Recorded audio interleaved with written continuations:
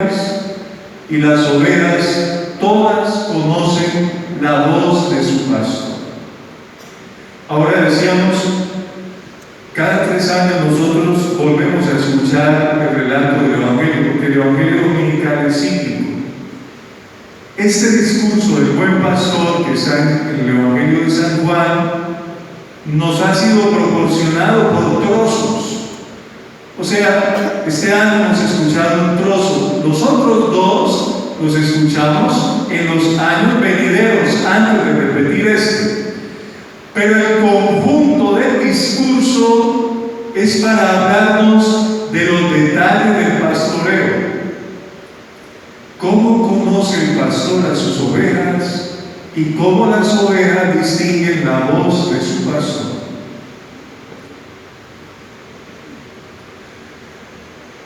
Los estudiosos de la Biblia, cuando se adentran en la figura del pastor, siempre nos hacen caer en la cuenta de varias realidades.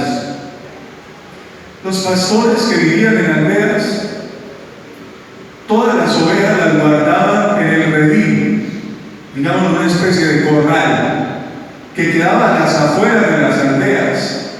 Se guardaban todas las ovejas allí. El pastor buscaba sus ovejas y debido al terreno tenía a veces que ir muy lejos para procurarles a sus ovejas buenos pastos y aguas abundantes. Los buenos pastos y las aguas abundantes se traducen como la vida para las ovejas.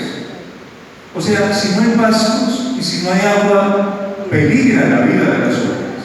Por eso a veces tenían que avanzar largos tramos para poder encontrar lo que necesitaban las ovejas. Pero de acuerdo a las estaciones y de acuerdo a los terrenos, a veces sucedía que el pastor tenía que llevarse su rebaño más lejos de lo pensado.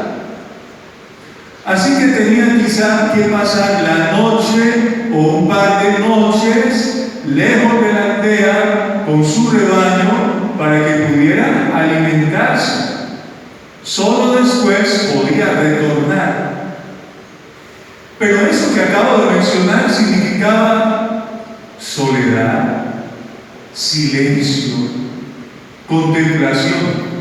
O sea, que a la larga el pastor estaba solo con su rebaño. Tenía que pasar el tiempo con él. Estaba para cuidarlo, para proporcionarle vida, para estar atento a cualquier peligro, el que fuera. El pastor, a fuerza de eso, observaba oveja tras oveja. Quizá les hablaba. Y no es extraño llegar a pensar que a lo mejor pudiesen ponerles nombres. Así que a fuerza de eso, no solamente el pastor conocía, sino que también las ovejas distinguían la voz de su pastor. El pastor que entendía esa misión, cuidaba incluso arriesgando su propia vida a las ovejas que le habían confiado. Por eso Jesús hoy en el Evangelio dice: el buen pastor es capaz de dar la vida por sus ovejas. El asalariado, que no es pastor y no es dueño de las ovejas, cuando ve venir al lobo, abandona las ovejas y huye.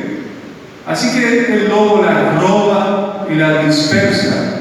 Lo que pasa es que el asalariado, a él no le importan las ovejas, dice Jesús. Pero el buen pastor las entiende suyas, y porque son suyas no puede permitirse perder una sola. Preferiría arriesgar su vida para salvar la de sus ovejas. Cuando el pastor regresaba, guardaba sus ovejas en el redil. Se mezclaban las ovejas junto con las de otros pastores. El pastor volvía a su casa, descansaba, se recuperaba esperaba. Cuando volvía al redil y abría la puerta, el pastor hablaba o silbaba quizá, y para que nos sorprendamos, solo sus ovejas, es decir, las de ese pastor, al distinguir su voz, empezaban a abrirse paso entre las otras para poder ir a encontrarse con él, su pastor, de tal modo que yendo delante ellas pudieran seguir. Es magnífico.